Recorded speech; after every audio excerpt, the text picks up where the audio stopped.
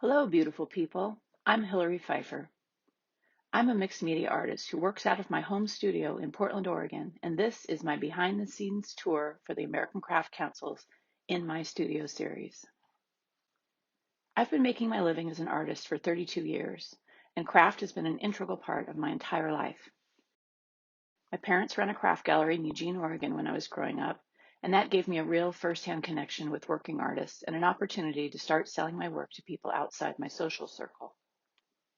After a few years as an art history major in college, I returned to Eugene and started a business making colored porcelain beads. I consider this part of my life to be my real undergraduate education.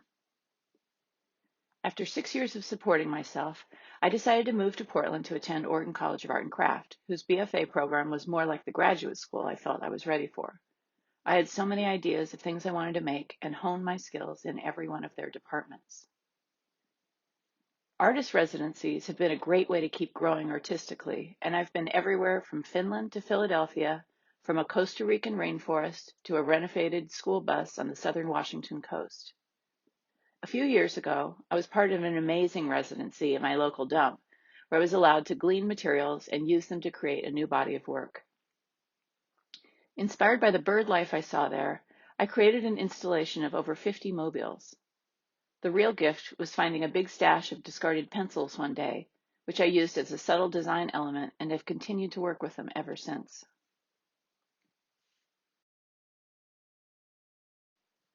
Part of my income comes from public art projects.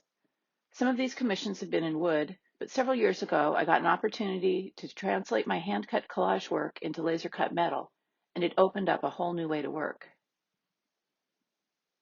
One of the skill sets you develop as a working artist is to ride the waves of busy and slow times. I've always lived by the mantra, if you don't have work, you make work.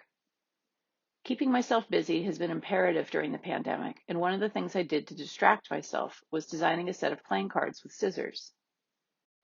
I also found ways to use my creative skills to give back to my community. I designed a graphic that I sold as a sticker and t-shirt that raised funds for human rights organizations, made masks and cooked meals for a local women's shelter, and created and produced a free map of animal-themed public art in my neighborhood. I've been inspired by two different artists for my current body of work. First are the simple bird designs of mid-century modern designers like Alexander Girard, and also the wood carvings of an Oregon artist from that same era, Leroy Setzel. These sculptures began as a way to use some of the beautiful hardwood scraps given to me by my woodworking friends, and a natural progression from the public art commissions I'd been doing with laser-cut metal.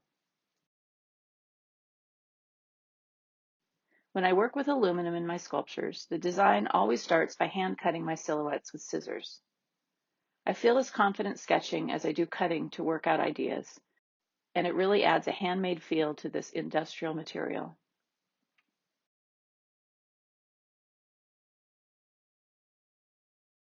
Some of my best ideas come when I'm swimming, and that's how I got the inspiration for this new owl sculpture currently on my workbench.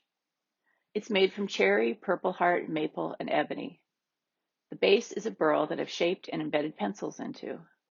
The eyeballs are made from some found wood rings and rubber balls I got from a fellow ACC Baltimore artist around 15 years ago.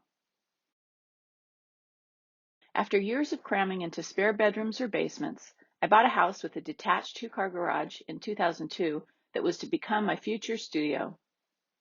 Over time, I added in windows, walls, ventilation, and a covered area out front that doubles my workspace during the warmer months. I really like to keep organized since I work in such a small space. Thanks for watching my video.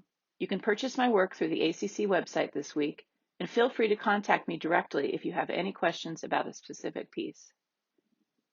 You can learn more about my installations, public art projects, and sculptures on my website. I often post images of new work and works in progress on Instagram.